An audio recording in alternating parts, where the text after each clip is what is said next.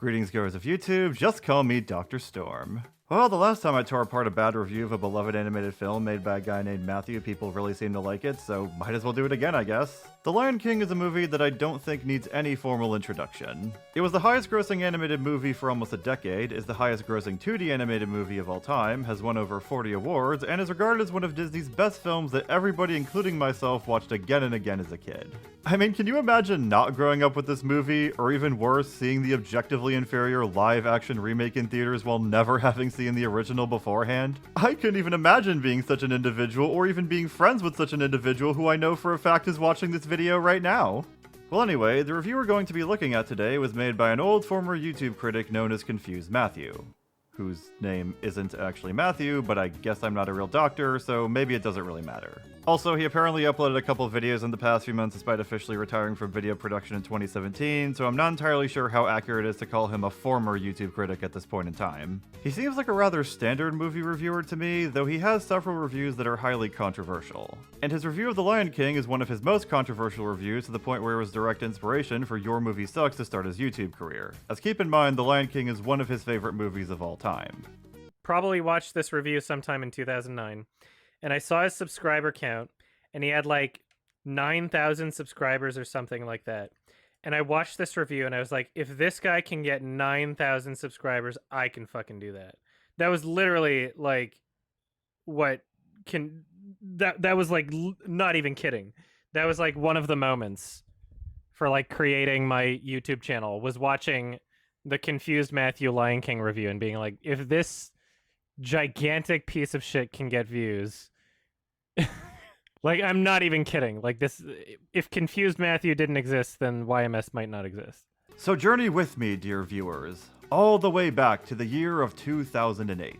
When YouTube was in its infancy, we measured videos by stars instead of thumbs up and thumbs down. People utilized Rick Astley and warfare against one another, and you could watch entire anime episodes on the website split up into 3 parts.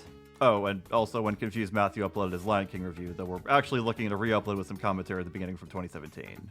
But then we're going back to when the irate gamer reigned supreme! This commentary is going to be tough because a lot of the clarifications I feel like I should make here have mostly been made in the Lion King re-review, which, if you haven't seen it, I highly recommend it, as I consider it to be an improved version of my thoughts.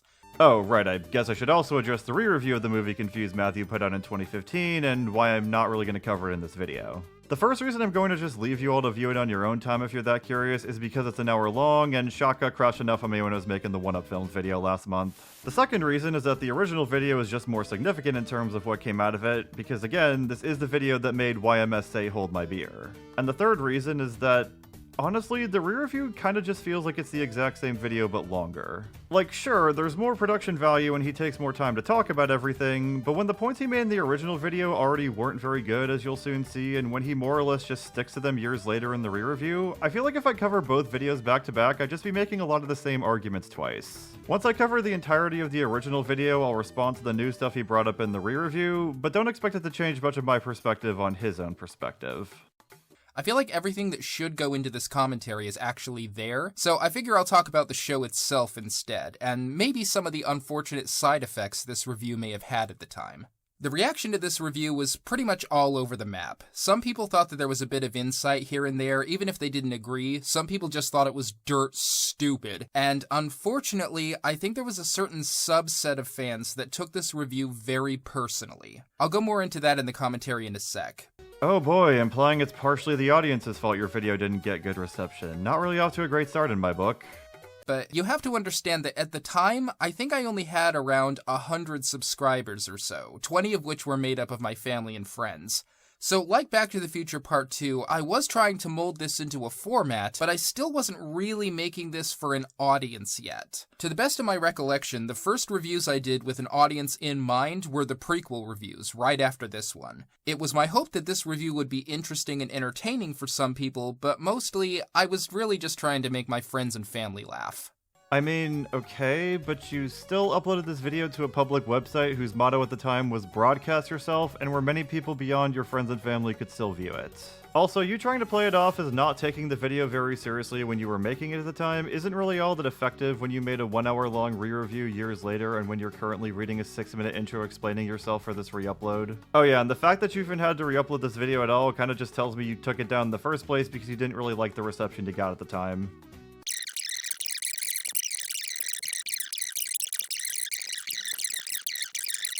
I understand the negative reaction to some of those reviews that were done in that style, but listening through this one again, I'm just not hearing anything that is particularly antagonistic.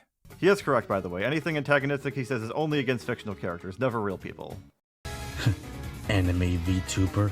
More like anime pooper. Now that's a funny name for this idiot user to have. This was the most people had ever reacted to a review I did in a way that was far outside the boundaries of just a silly YouTube video before Confused Matthew turned heel. Some people take YouTube reviews very seriously. Some people take YouTube reviews very literally. I'm not talking about people who would write a spirited comment as a retort or people who make video responses. I'm totally fine with all of that kind of stuff. Good, because if I see any copyright strikes from you on this video, my Dynamite Gal's crushing your skull in a punishment compilation. I'm talking about a very specific subset of fans who I don't think realized that Confused Matthew was a character or that this was all being said with a flair for the dramatic. These people, I think, thought that real-life me was trying to make real-life them feel bad about something in some way. I'm fine if you think my silly opinions are stupid. These are just movies after all, and I'm fine if you just don't like my work or what I do. These are just silly YouTube videos after all. But I would hate to think that someone was having genuinely bad feelings like that go beyond the boundaries of internet silliness. I mean, maybe there were like 7 people with 20 combined likes in the comments who did take your video that seriously, but I think a majority of people were less so genuinely hurt by what you said and thought it actually harmed their favorite movie, and more so just wondering what the actual fuck you were talking about and laughing at you for it. It wasn't how you said it, it's just what you said, as we'll soon see. Like, I don't really doubt you when you say Confused Matthew is a character, but characters can just say shit that's wrong just like people in real life can. Like, the Nostalgia Critic being a character separate from Doug Walker doesn't suddenly mean his infamous review of The Wall isn't bad. LOL, so school sucks. Grow a damn pair of balls. Children, so shut up! No one ever has the right to try to make you feel bad about the things you like. Unless the thing you like is, I don't know, horse punching. Well, I know one person who will be very pleased to hear that exception.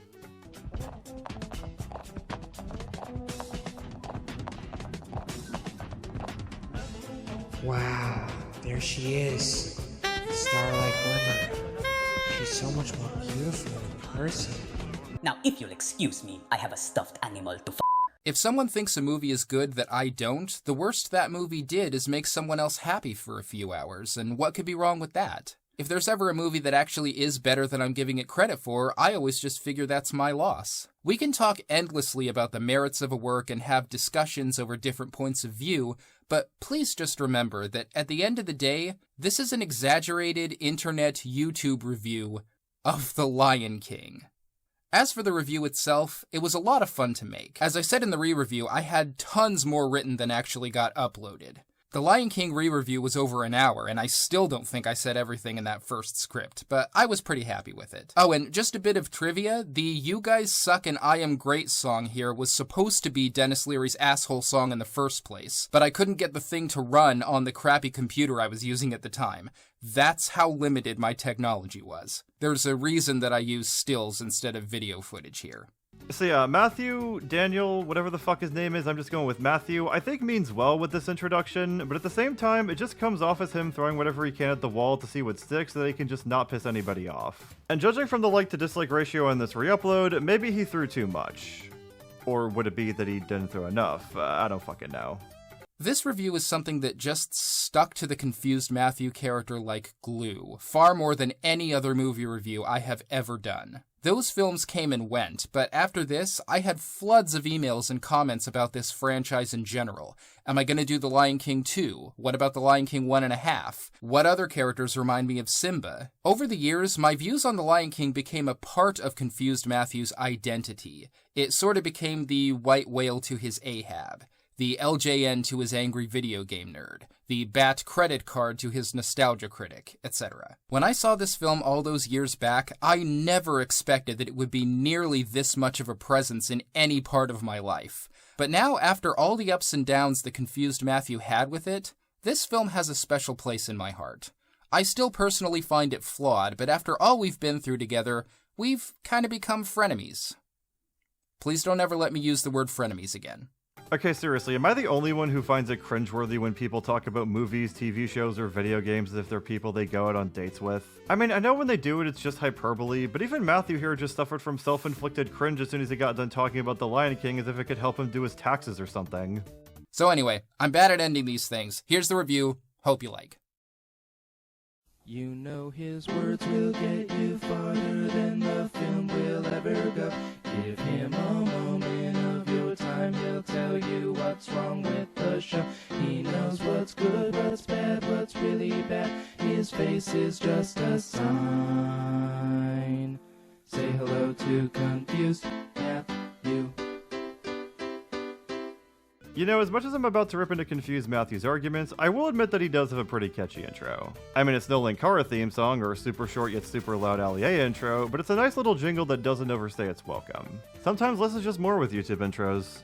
To people who make intros on YouTube, listen up!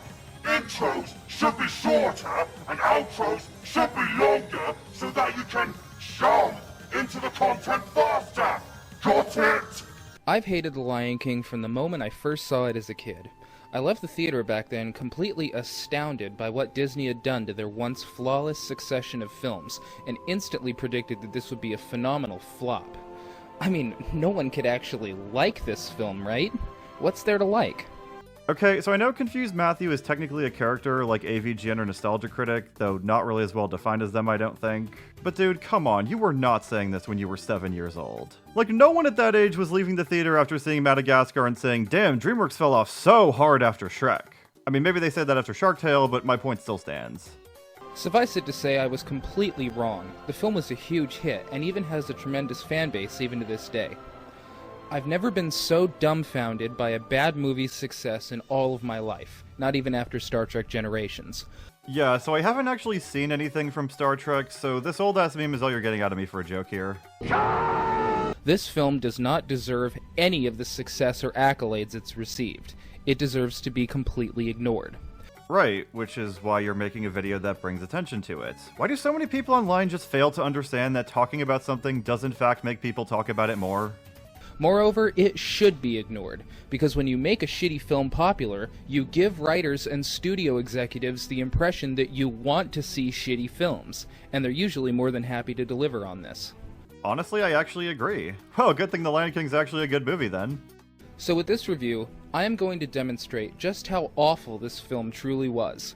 I will demonstrate that, with the possible exception of the animation, the film has no redeeming quality at all. It is, in fact, horrible. And maybe, just maybe, I can prevent another film like this from ever being produced, and we can all live in a world where only good movies become successful. You know what, Matthew? You're absolutely right.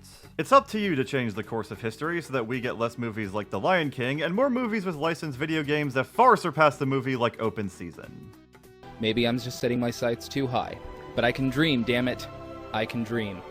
Well, looks like you didn't dream hard enough, Matthew, because Shrek Super Slam never got a sequel. The blood of the movie tie-in game is entirely on your hands.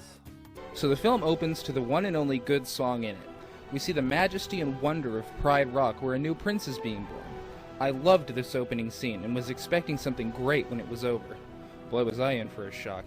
Wait, so you like the opening song and the opening scene as a whole? So then there are more redeeming qualities besides the animation. God, you already contradicted yourself on frame 1. What are you doing?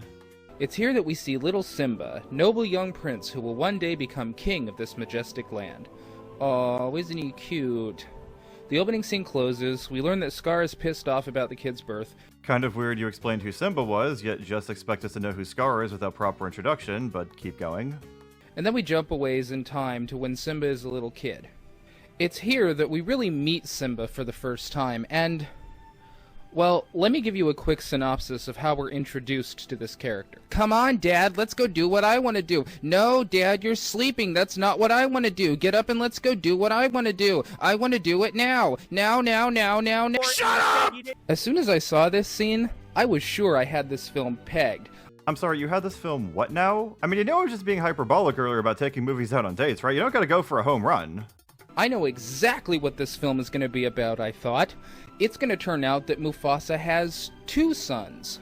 One is this little shitbag, and the other is going to be a kind, noble character who cares about someone other than himself, wants to rule this kingdom well, and he's going to have to do everything he can to make sure this little shit never gets his paws on power. Again, you were not predicting a Christopher Nolan level twist in a Walt Disney movie when you were 7. Stop giving yourself so much credit.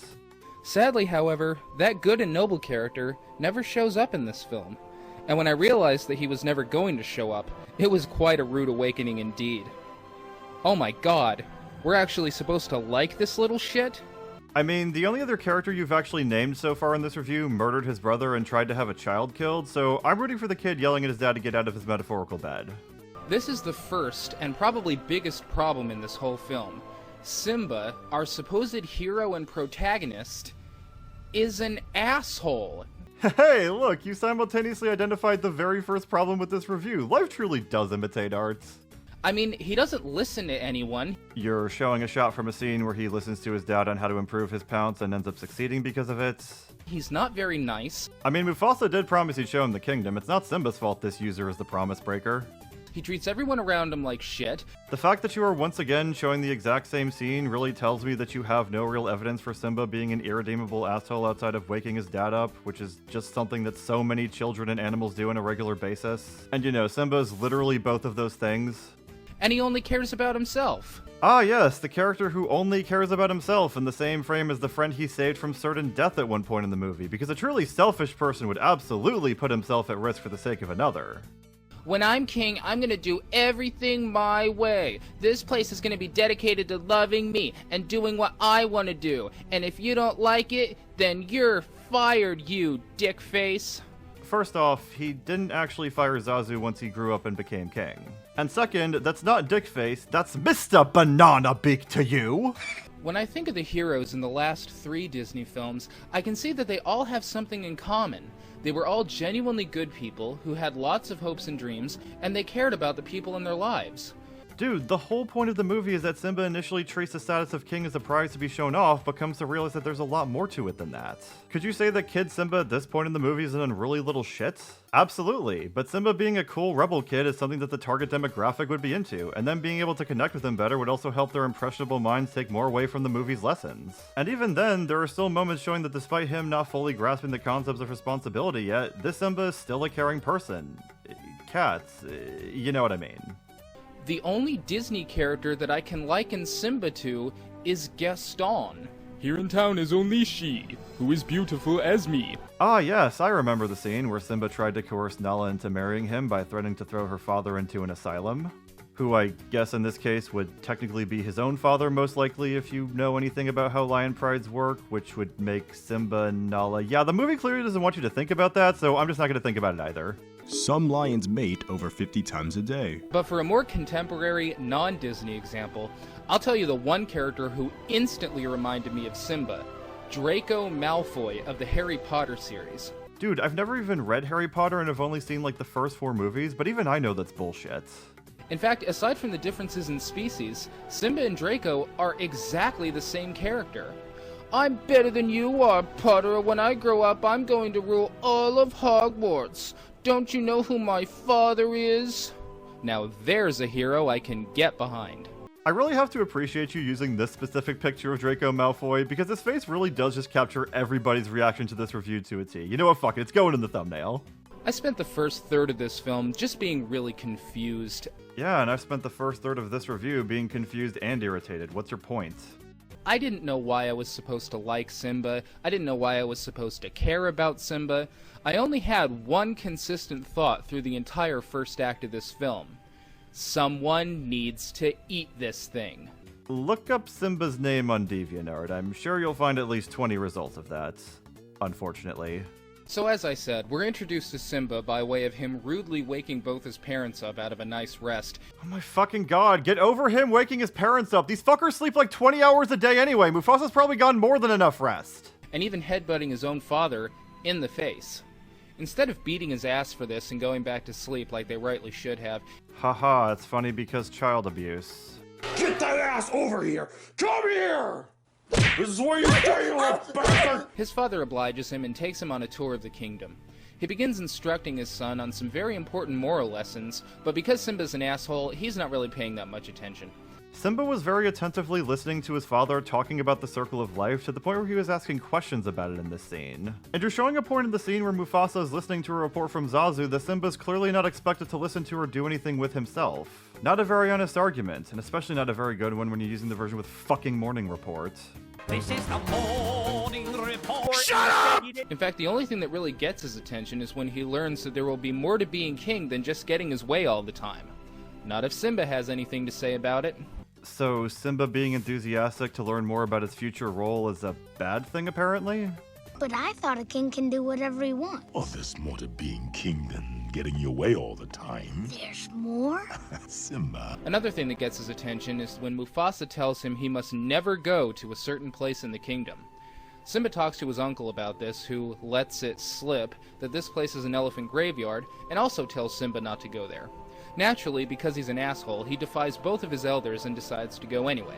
But because he's an asshole, he couldn't possibly do something obstinate and dangerous alone. Man, you really like talking about assholes, don't you, Confused Matthew? Especially when it pertains to this underage lion. No! I will not let... No, I already used that clip in the last two videos. We'll just do an FBI meme, I guess.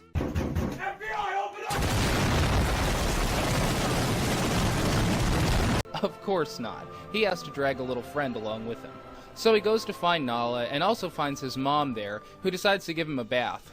Mom, you're messing up my mane. I'll mess your face up, you little shit. Hey yo, Confused Matthew fighting DED6 to see who can threaten kids more? God, I just realized it's going to be such a fucking pain in the ass to edit that video when I eventually make it. Anyway, when she asks where they're both going, Simba lies to his own mother's face and tells her that they're going to the waterhole.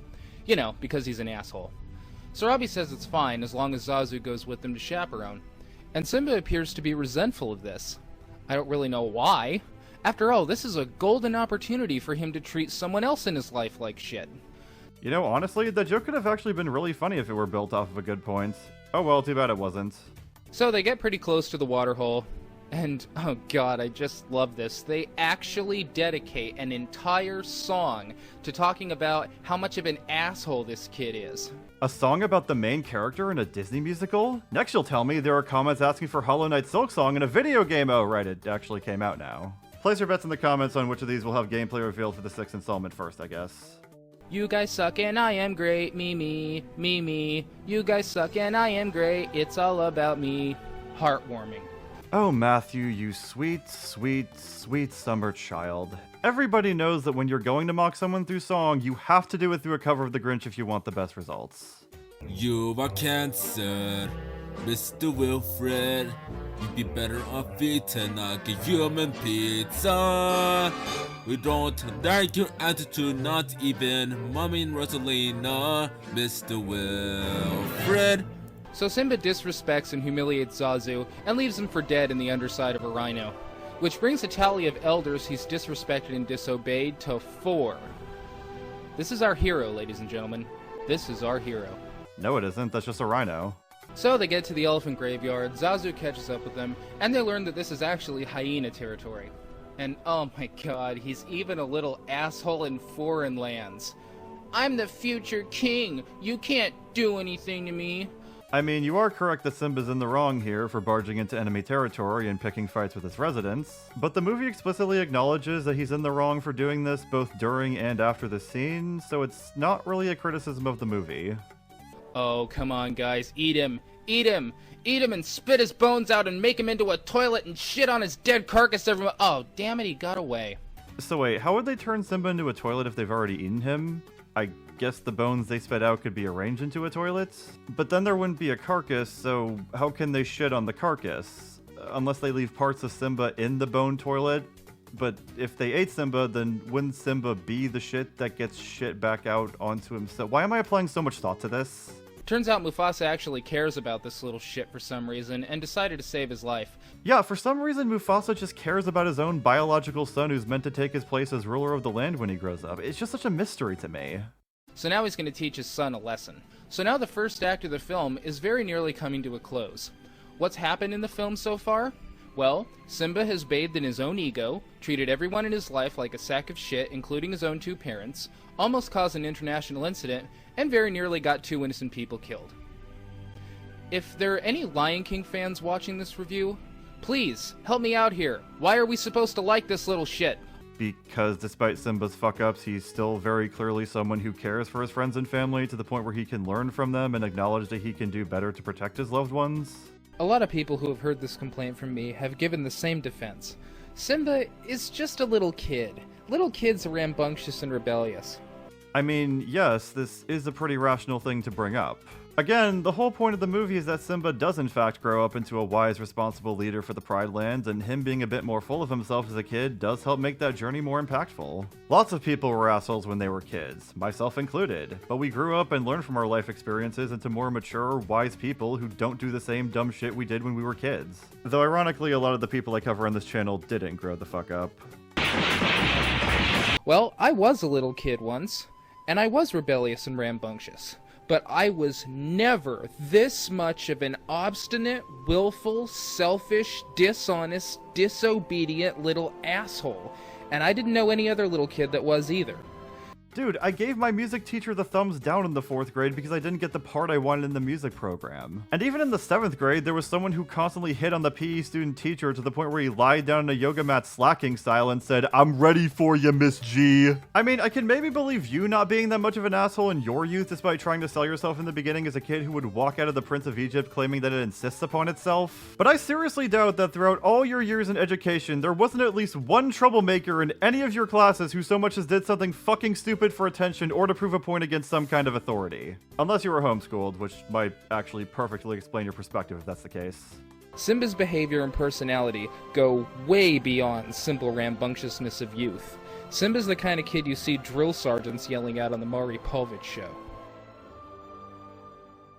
I mean, he technically does get a scolding from the literal monarch of the land in this movie. Also, I had to Google what that reference even was. You really couldn't just use R. Lee Ermey from Full Metal Jacket instead? Hi and welcome to part 2. So when we last met our hero Simba, he had caused every problem in what would otherwise have been a peaceful kingdom. Except he clearly didn't, because the kingdom is still pretty peaceful at this point in the movie, and Zazu reported issues to Mufasa in an earlier scene that Simba obviously had nothing to do with. Especially if you count the morning report, but again, we don't fucking talk about the morning reports. And his father was about to chastise him for it. Now, I'm not a big fan of the gratuitous compliment, but it seems I must give one here. I didn't hate this scene. It is in fact the only scene in the film that made me neither ill nor annoyed. Wow, how nice of you to say this about the film. I truly appreciate your glowing praise. That's a gratuitous compliment because it did make me very confused. Isn't the whole point of your name that you're always confused or something? I didn't understand these 2 characters at all after this scene. I mean, if Simba loves and respects his father this much, why doesn't he ever listen to him? You are showing yet another scene where Simba is listening intently to his father about his role as king. If you're gonna keep lying, could you at least just do what you did earlier and choose a shot where Simba's not making eye contact with Mufasa? And if Mufasa is this good a parent and teacher, then how did Simba turn out to be such a little asshole in the first place? Because Mufasa is still in the process of teaching a literal child, dipshit.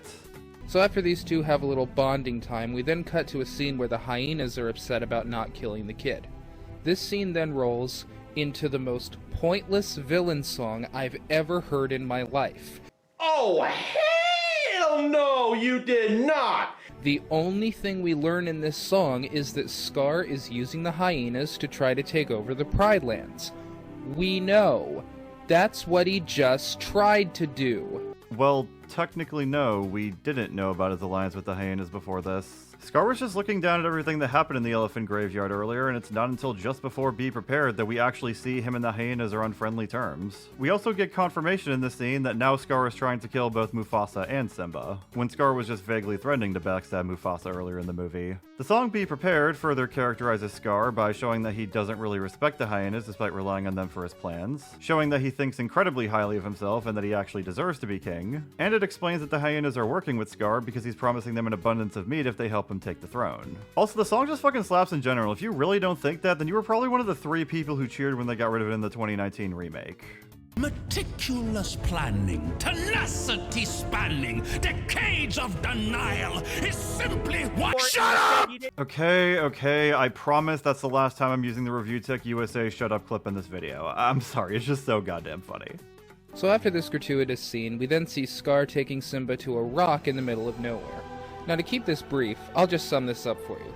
Hyenas cause stampede, Simba gets caught up, father saves his life, Scar kills father, Simba very sad. This is in fact supposed to be one of the saddest moments in cinematic history, but I just didn't see it that way. I mean, it's a little kid who just lost a parent. That has a default setting of being generally sad. So it's actually not the saddest moment in animated history because you expect it to be sad? What? But since we don't like Simba... We? Who's we?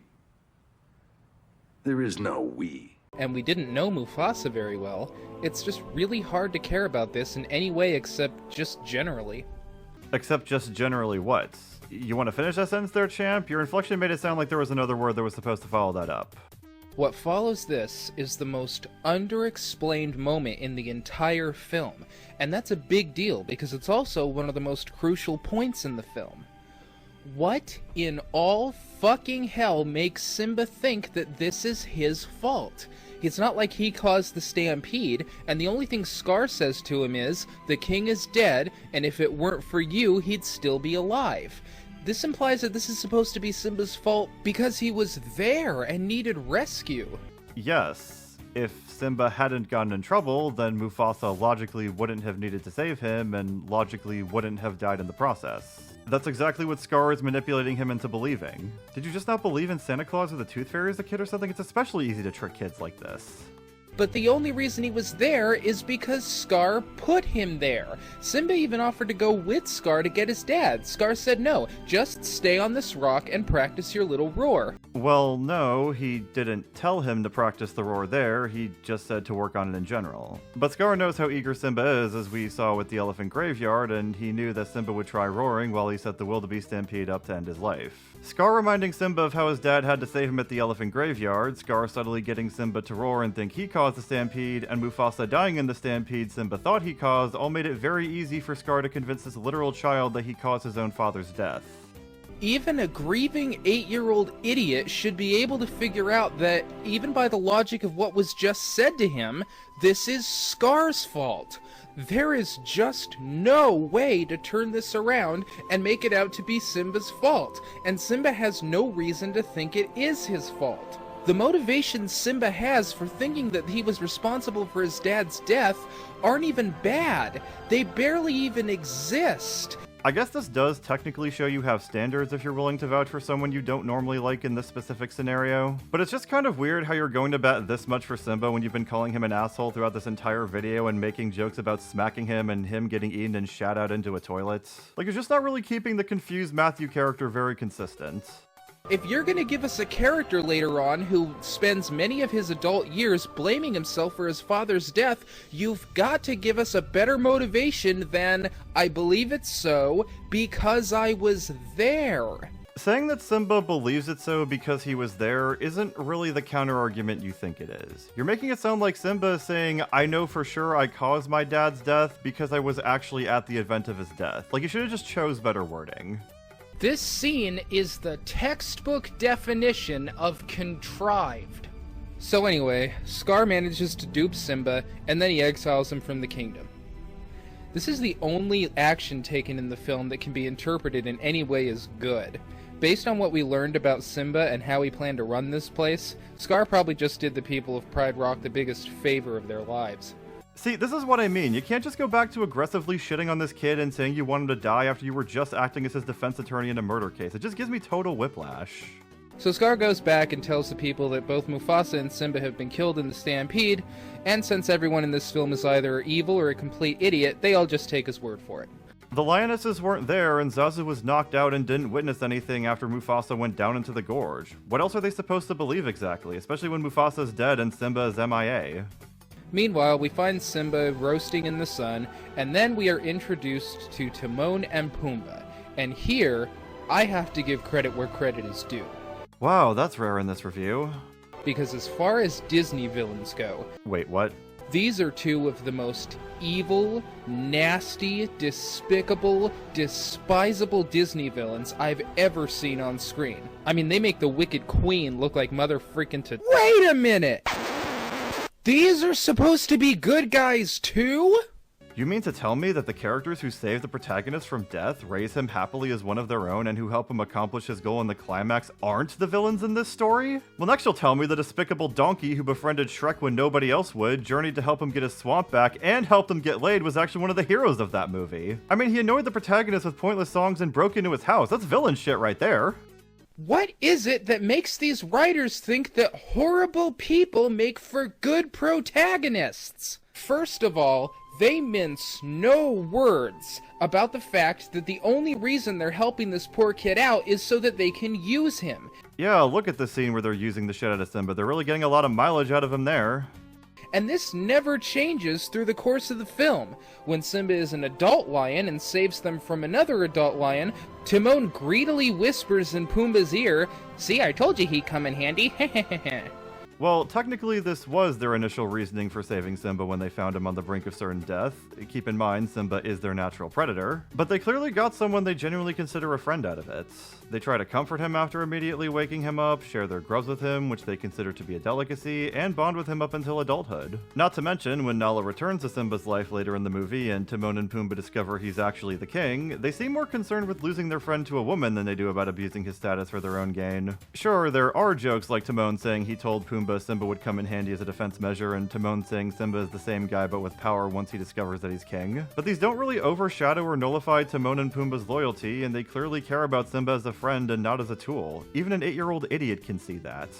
Boy, what valiant, noble heroes we have in this film. Second of all, Timon and Pumbaa are just horrible people. They're lazy and proud of it, stupid and proud of it, selfish and proud of it, and what's more, they're assholes. You keep using that word. I don't think it means what you think it means. We have a scene where Simba is telling them what he thinks of the origin of the stars, and they both just laugh at him like he's a piece of shit for even opening his mouth about the subject. These are our heroes, folks. These are our heroes. Timon and Pumbaa don't know it was his dead dad who said that, and laughing at something unbelievable you would have no way of knowing is true doesn't automatically make you an irredeemable piece of shit. It really just feels like you're cherry picking with these guys. Also, why are you so mad at them laughing at Simba? You hate him anyway. Third of all, they actually do something to this kid that's just as bad, if not worse, than what Scar did to him when he told him to run away. They convince him that if you've got problems, sweep them under the rug. You got responsibilities? Shirk them. Ignore everything in your life and live like a lazy, stupid, selfish, greedy little bastard like we do. Turn your back on the world, they teach this kid. And they sum this horrible moral philosophy up in 2 words, Hakuna Matata, which loosely translated means, fuck it. And this awful moral philosophy, which no one should ever follow in their lives, is translated into an easy-to-remember children's song. Yeah, what a wonderful phrase. Let me ask you a question, Lion King fans. If the only salvageable point to this film is that you shouldn't shirk your responsibilities and shouldn't sweep your problems under the rug, why does Hakuna Matata get its own song? Why is Hakuna Matata portrayed in a positive light in that song? Hakuna Matata, even by this own film's admission, is a bad thing. So the thing with Hakuna Matata is that I feel it's a bit more nuanced than what Matthew is making it out to be. The film does establish that the lifestyle is wrong for Simba because he actually has a lot of royal responsibilities, but it's not really so bad for Timon and Pumbaa since they're just kind of chill dudes with no status living in the jungle. In short, for heavier and more serious things, you should probably confront them, but for the smaller, more minute things, you could probably learn to shrug those off more. And as someone who worries a lot over tiny things or things that are just out of my control, I think maybe I could learn to say Hakuna Matata more myself. As for why they deliver this message the film later denounces in a fun children's song, they probably wanted something more light and happy after the villain song and Dead Cat with the sun crying over him. Plus, Timon and Pumbaa are trying to sell Simba on their lifestyle, even if the movie denounces it. I don't think they're going to be doing it with the same presentation as Be Prepared. And these two are lazy, evil, greedy, selfish little vermin larvae who are actually guilty of corrupting a small child. And we're supposed to like them. You say this as if Timon and Pumbaa groomed Simba into performing severely deviant acts for their own sick pleasures. They fucking saved his life and treated him like one of their own. And the only thing more unnerving than what has just been said is that people actually did like them. Now, for my part, I spent most of this film totally unaware that these were even supposed to be good guys. I thought they were going for something like the truants in Pinocchio. You know, the ones who convinced him that smoking and drinking were good things and almost got him turned into an ass. I mean, I know someone has been looking like one throughout this entire review. Anyway, so these three begin a long and unhealthy friendship, beginning what I like to fondly refer to as the Fellowship of the Three Assholes. How many assholes we got on this ship anyhow? So then Simba grows up, and then we see that Wait. He grows up? Yes, that is how many multicellular organisms work. And what's more, you give him all the personality of tepid pudding? Look, I know this is one of the rare cases where the child actor for a character mogs the adult actor, but even if you believe this about Simba, why are you so upset when you think child Simba is such an asshole anyway? Shouldn't you be happy that they removed the asshole from Simba? Wait, hold on, what did I just say? You establish this kid as a little asshole and then turn him into a vegetable without any justification for the move? So there's no reason for Simba to be the way he is, but Timon and Pumbaa also corrupted his mind at the same time? Are they on the flight logs or not? Which one is it? It's not like he became this way because he realized he was an asshole and that was a bad thing. He is the way he is because someone put him in the wrong place at the wrong time. He didn't grow, he didn't change, he just rebooted. This character is the way he is for reasons totally unrelated to this character. If this character was going to be completely irrelevant to the last 2/3 of this film, why did we even need to watch the first third? Why didn't you just start the film right here? Sorry about that. I really hate this film. Well, you should be sorry, because I didn't really hear any good arguments through all that microphone peeking. To say the first third of the film is pointless is just so wrong on so many levels. Without the first third, we don't know what the setting or any of the characters were like before Scar's reign, especially Simba. Simba, throughout the course of the film, goes from being pompous and thinking that being king just means he's going to flex power and be adored, to running away from the title once he actually gets placed in a position where he would actually need to take responsibility for something he genuinely believes was his fault, to finally accepting who he is and what he needs to do so he can go back and save his homeland. Without the first third, we lose those first two steps and thus lose so much of the story. And sure, there is a big time skip in the middle of the movie, but Simba fucking around in the jungle with Timon and Pumbaa until he reaches adulthood is a valid explanation for why he acts the way he acts before Nala shows up in his life again. Meanwhile, back at Pride Rock, Scar is laying around with nothing to do. This scene is showing that Scar isn't really utilizing his title as king in a respectful or responsible way. Him not doing much here is kind of the point. Meanwhile, back with Simba and his two supposed friends, they're laying around with nothing to do. Again, that's the point, since Simba has been growing up carefree and this scene is further establishing that. You do realize that a scene can tell you something without action or fighting happening, right? Isn't this a pretty picture? We've got both the protagonist and the antagonist laying around, not doing anything. Wow, it's almost like there's some kind of juxtaposition going on here or something, with Simba treating those around him well, while Scar is treating his subjects so poorly to the point where one of them is literally a caged bird. You know, for someone who acts like he was Roger Ebert when he was 7, you really don't seem to understand a goddamn thing that happens in movies. Oh, and am I upset at the fact that Scar is running this place badly? No, not really, because I'm not entirely convinced that Simba would have run this place any differently. We have a scene later on where people are telling Scar that he's condemned them to death and that he can't do that, and Scar responds, "I'm the king, I can do whatever I want." Gee, whose mouth could that just as easily have come out of? So it's 6-1, half a dozen to the other for me.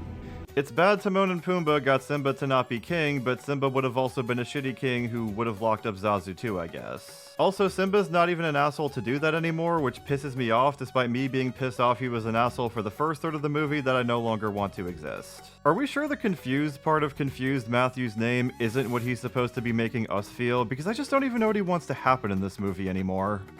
Anyway, Simba lays his ass down in a field of grass because he's got nothing better to do in this film, and the grass travels to a monkey who throws it in a turtle shell, and from this, he learns not only that Simba is alive, but also exactly where he is and how to get there. That is one magic turtle shell. Well, yeah, Rafiki is established in this movie to be a wise mystic who's invested in the royal family and who's in tune with spiritual stuff. Also, it's kind of weird you didn't refer to him by his name when he appeared in the movie before this, but whatever. Okay, so how long has this movie been on? A little over a half hour, 45 minutes? Okay, you know what? There you go, Simba. There's a girlfriend. It's a love story now. Why are you saying this as if Nala wasn't in the first third of the movie as Simba's childhood friend? I mean, I know you want to erase the first third, but isn't it a bit extreme to just start pretending it doesn't even exist when you're still doing the review? That's right, ladies and gentlemen. Unlike Aladdin and Jasmine, who fell in love because, although they were both on opposite sides of the social field, they could relate to each other about feeling trapped in their lives, or like Belle, who fell in love with the Beast because she saw the inner good in him, which made him see the inner good in himself and fall in love with her, Simba and Nala fall in love because they've had 3 seconds of screen time together. Because who wants to see a story about someone having to get the girl when you can just drop one on him? These comparisons don't feel very fair considering the contents of each movie mentioned. Could you argue that Simba and Nala's love isn't as well developed as Aladdin and Jasmine's or Belle and the Beast's? Absolutely, but the guy getting the girl was the main goal in Aladdin and Beauty and the Beast, while the main goal of the Lion King is Simba reclaiming his homeland as its noble king, with the relationship between him and his father being more important to that narrative. I don't feel like the romance between Simba and Nala really needs to be developed beyond what we already have in the movie. Not to mention that Simba being a male lion might not be as into the sex as Nala anyway, even ignoring his now lazy lifestyle. Hi and welcome to part 3. So when we last met our hero Simba, he had fallen in love with Nala so fast it mirrors spontaneous combustion. I mean, honestly, these two share maybe 3 sentences together. Most of it is just recapping what's happened in the last few years. They haven't seen each other since they were kids, and Nala thought Simba was dead. What else should they be talking about here? The color of the fucking grass? And the only thing they have in common is that they both have no personality. Once again, I attribute that more to the child actors mogging the adult actors for the characters in this movie. I can't say I blame you thinking what you think because of that, though. Now this is the Lion King, so something this forced, rushed, and artificial is of course deserving of its own song.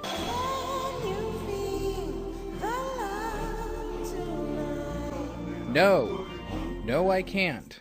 Okay, yeah, so I will concede that Can You Feel the Love Tonight is definitely the weakest song in this movie since it contributes the least to the overall narrative and just isn't as fun to sing as the other ones. Honestly, I feel like the song only exists to win more awards and because they realized that they had no other songs after the time skip. Like saying the Hakuna Matata is the very last real song before the end of the movie would just feel so much fucking weirder than this one. Can you feel the love tonight? 100% I can, and more. So Simba has found the love of his life, and in record time no less. Are Timon and Pumbaa happy for their friend? Of course not. They're assholes.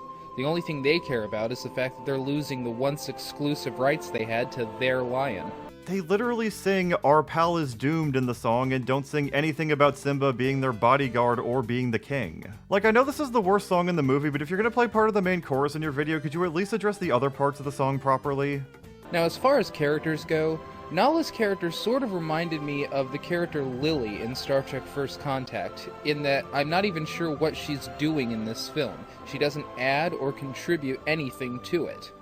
I mean, is she here to make this a love story? No, that never happens. They fall in love automatically. It's neither deserved nor earned. Is she here to convince Simba that he needs to go back and take his place as king? No, that's what the monkey does. Yeah, I don't know what she's for. While Nala does try to convince Simba to go back, and while her return to Simba's life does allow for further character study of him at this point in the movie, it is ultimately Rafiki who convinces him to go back, who knew Simba was alive for reasons independent of Nala. So while I wouldn't argue that Nala in this movie is entirely pointless, she definitely feels like a lot more of a supporting character than others do, surfing as more of a point B in between points A and C. With all that being said, I don't really think I'm gonna crap on Matthew for this one. So after falling in love in a mere 3 seconds, Simba and Nala then have their first fight 3 seconds later. So what the fuck do these qualify as then? Though, in fairness, you're probably referring to their first fight as their first disagreement since they started their fling. This is like watching a 6-month relationship on fast forward. What happened to us, Nala? Why can't we go back to the way things used to be 6 seconds ago? Dude, she's telling Simba to go back and save their kingdom from ruin. Why are you talking about the scene as if Simba forgot to record the new Say Yes to the Dress episode for her? So Simba goes off to pout by himself for a while, and then we're introduced to the character Rafiki, who barely qualifies as a character as far as I'm concerned. While they were brief, he's had 4 appearances in the movie before this, with you even acknowledging one of those appearances just in part 2. Why are you acting like this is the first time we're seeing him? I said this after I saw the movie for the first time, and I think it's true even to today. You could just skip Rafiki's part and go right to Simba seeing his dad in the clouds, and it would be exactly the same. I don't think Mufasa literally appeared in the clouds to talk to Simba. It was a vision that was only made possible through Rafiki's methods and wisdom, which is supported by the fact that Rafiki says he lives in you, and that Mufasa only tells Simba things that Simba himself would know. Hence why Mufasa doesn't just tell Simba that Scar killed him in this scene. I know that many people do think that Mufasa's ghost actually appeared before Simba, especially with material made after the first movie, but I'm not really a fan of lions being able to Skype call one another from the dead. I mean, what's the point of introducing this character so late in the film? This is the first time this character has ever verbally interacted with any other character in the whole film. Why is it a problem that we're able to establish who Rafiki is as a character before we even see him talking to any other character? If anything, I say that's a compliment to the movie. And as if that wasn't odd enough, it's also the last time he will do so. We're never going to know anything about this person as a character, and we're never going to know anything about the relationship he had with Mufasa or anyone else. This is literally a shot from the opening sequence for this movie which you actually praised earlier. Come the fuck on now, dude. I don't know that I've ever seen another film that's ever done something like this. How odd is it that one tiny scene at the end of a film counts both as a character's entrance to the film and as his exit?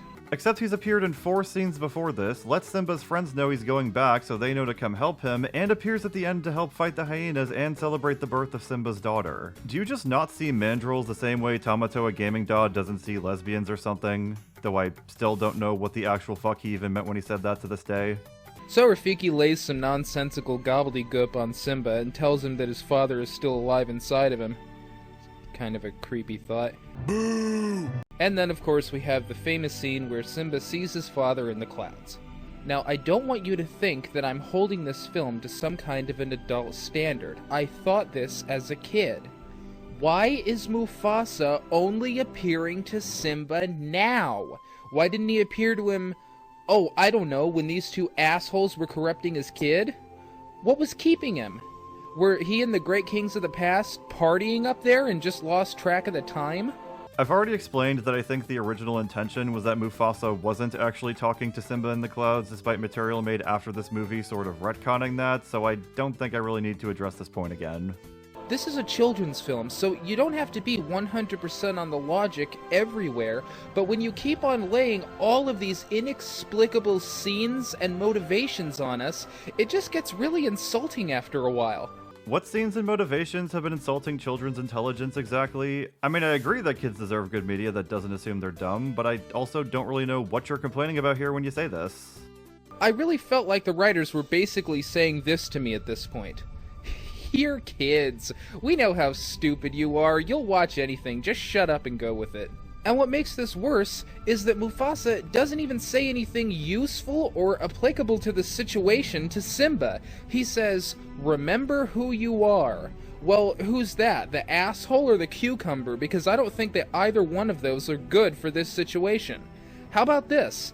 Instead of "remember who you are," Learn who you are! I mean, I've been learning who Simba is, despite you needing to watch this movie one more time until you finally get it. Or, maybe 7 more times might be more accurate for your case. So after seeing an apparition in the clouds and getting hit on the head by a monkey with a stick, Simba finally gets off his ass and does something. And away he goes. He ends up back at Pride Rock, and then discovers that a few people have come to help him. One of these people is the useless cardboard cutout Nala, and the other 2 are Timon and Pumbaa, even though nothing that we've seen or heard from them in this film justifies this decision. So if you somehow believe that confused Matthew hasn't been mischaracterizing Timon and Pumbaa throughout this entire review, please refer to this clip. We're gonna fight your uncle for this? Yes, Timon. This is my home. Oh, talk about your fixer-upper. Well, Simba, if it's important to you, we're with you to the end. They never had an epiphany where they learned Hakuna Matata was bad. They never learned not to be stupid and lazy and selfish. They never even had a moment where they apologized to Simba for emotionally grounding him in the dirt this whole time, and maybe using that as a justification for being here. There is nothing in this film that justifies these 2 being here to help.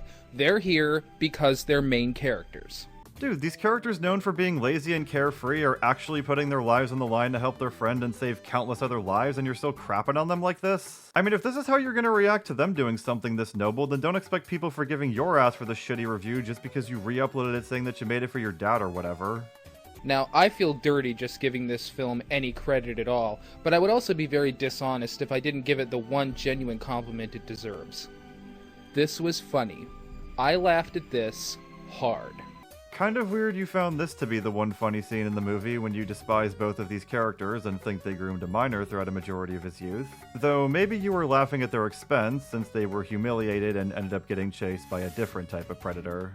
So Simba finally faces Scar, and all the lions in the kingdom realize that Simba is in fact alive. Scar told you guys that both Mufasa and Simba were killed in the stampede, and seeing Simba alive here kinda seems to contradict that story. Does anyone feel like bringing that up? Anyone? No? Okay. Someone can be announced dead without a body being found, and Scar never confirmed he found Simba's body when he broke the news to the others. There just isn't enough to accuse him being a liar with. So Simba and Scar have a little back and forth, and then finally Scar pulls the "Admit it, Simba, you're responsible for Mufasa's death" routine. Scar told you guys that both Mufasa and Simba were killed in a stampede, and now he's trying to turn it around and say that Simba was responsible, which really contradicts his original story. Does anyone want to bring that up? Anyone? All we hear Scar say when he breaks the news to the others is that Mufasa and Simba both died in a stampede. Saying that Simba was also responsible for Mufasa's death doesn't really contradict that. Mufasa's death is a terrible tragedy.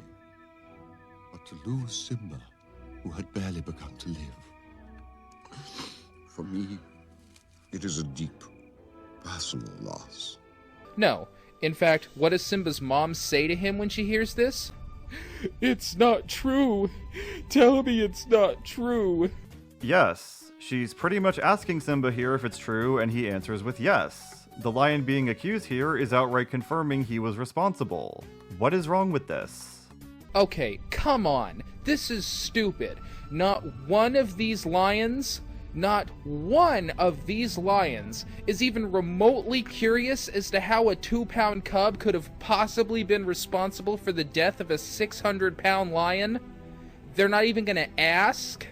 Dude, nobody thinks Simba literally just broke Mufasa's back across his knee Bane style when he was 5 years old. You can be responsible for somebody else's death without even physically touching them.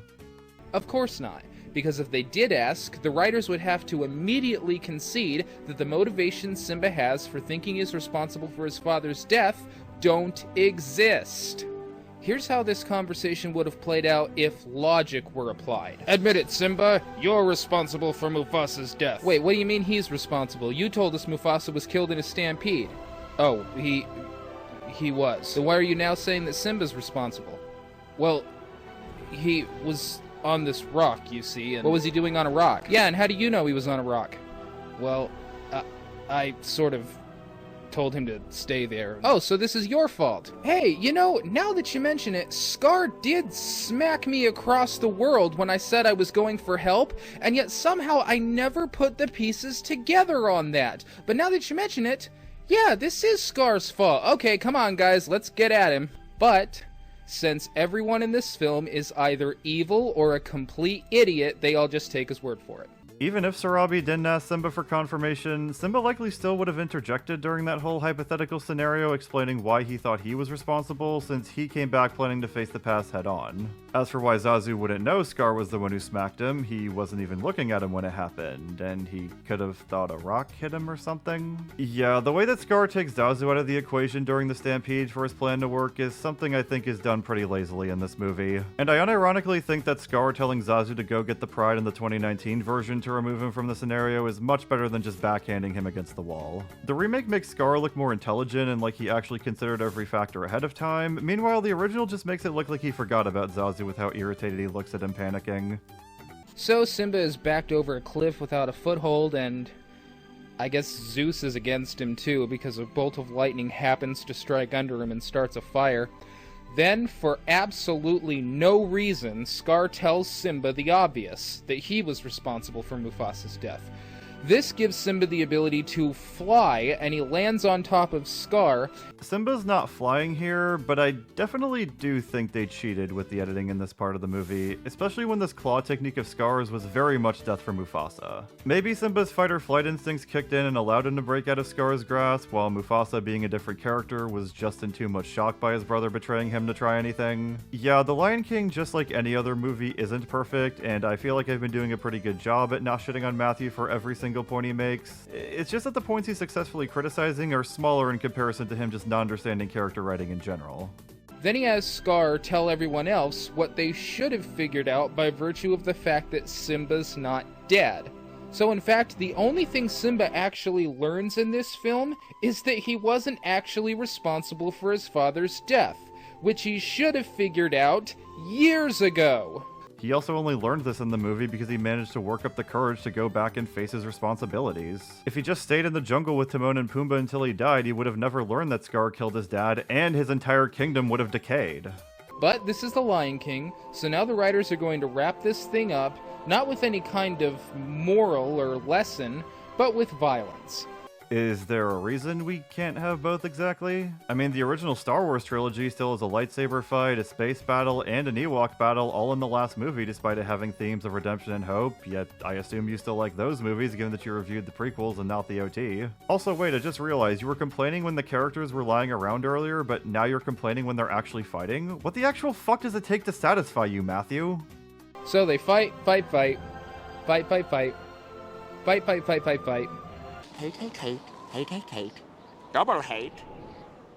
Loathe entirely. Then finally, the hyenas take care of Scar for everyone and then disappear into nowhere, I guess. They were banished from the Pride Lands again because they lost the fight and Scar is no longer king. Again, an 8-year-old idiot can understand this. Why can't you? Simba takes his place as king, and then all's right in Pride Rock. No one learns anything, no one experiences anything. So the violence you were complaining about nearly 20 seconds ago apparently isn't something worth experiencing that these characters wouldn't forget? I feel like most people would remember beating their uncle in a fight for land ownership. And wait a minute, what the hell are those two doing cheering up there? They didn't do anything.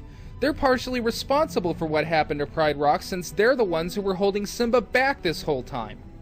You know what? Fuck this. Take them out of there. That's better. The fact that you couldn't even think of better characters to put in place of Timon and Pumbaa here doesn't really do a good job at convincing me that they're awful characters, though that's not really revolutionary for this review. So what's the moral of this story?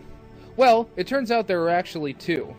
One, anyone who tells you to turn your back on the world is your friend, and two, don't turn your back on the past, because it's very possible that someone was just taking advantage of your stupidity the whole time. The end. I feel like it's a lot more nuanced than how you put it, but I don't know that nuance is something very easily picked up by a guy whose movie review is just him saying these three characters are assholes for half of it. So that was Confused Matthew's original Lion King review, and yeah, that was really fucking rough. Even ignoring the obvious limitations of YouTube at the time, he presented a significant lack of understanding of the film he was talking about, as well as just basic storytelling and character writing as a whole. Needless to say, I don't think this review has gotten any better with age. In fact, as I mentioned earlier, Confused Matthew did review the movie again 10 years ago, where he does explain himself better, does acknowledge there are positives about the movie, and does admit that he still enjoys watching it.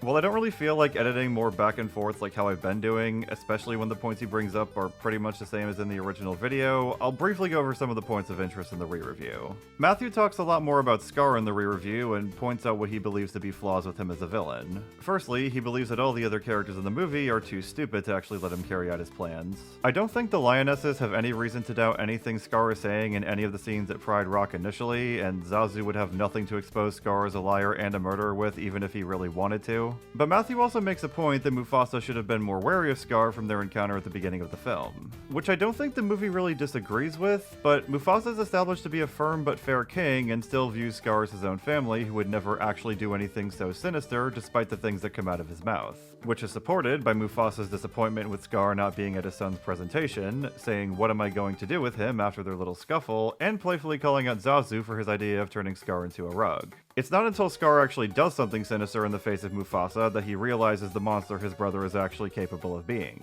He also questions why Scar teams up with so many hyenas when he only needs the trio to start the stampede, but he clearly uses them as muscle once he becomes king and the hyenas just listen to him because he's in a higher position of power and is promising them food. Think of it like the Sonic Sega gamer hanging out with kids in VR chat, where Scar is appealing to the hyenas because they'll just respect him by default, and Scar just has a better chance to bully them than he would another lion his own size. He also questions why Scar doesn't just hand the kingdom back to Simba when he returns, thinking that it's a hassle to run, when the point is that Scar doesn't actually give a shit to run the kingdom, only about the status of being king. And lastly, he criticizes Scar for engaging in a fight with Simba at the end of the film, saying that this contradicts Scar at the start of the film, not being confident enough to challenge Mufasa to a physical fight.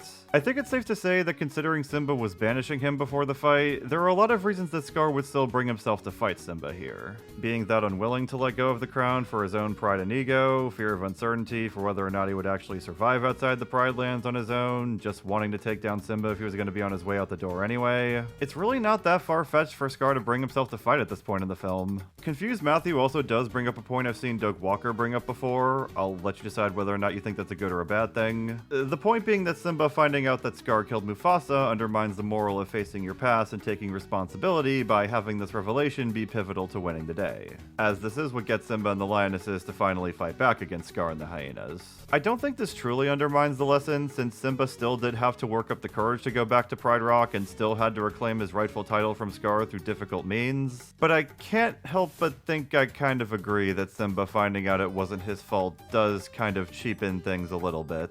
It kind of implies that if Simba never found out, then Scar would have successfully killed him and truly won. And like I said earlier, I think they kind of cheated with the editing to get Simba back up on Pride Rock after Scar tells him the truth to taunt him. Honestly, it's something that still does irk me about the movie, and I will give Matthew credit for thinking about this too. Matthew also thinks it's more fitting to compare Simba to Joffrey from Game of Thrones rather than Malfoy in the re-review to emphasize how much of an asshole Simba is, which, using a more extreme example, is certainly a choice. He also says that Pumbaa is alright, but that Timon is still an asshole for the same reasons that I already gave my 2 cents on earlier, and yeah, that's pretty much all I have to say about the Lion King re-review. It's more or less just the same video as the first one, just longer and easier to watch. I don't feel very strongly about Confused Matthew as a critic, and I haven't seen much of his other content, and he doesn't really seem like a bad guy. I mean, unlike a lot of other film critics on YouTube, his biggest controversies are thankfully just his film opinions.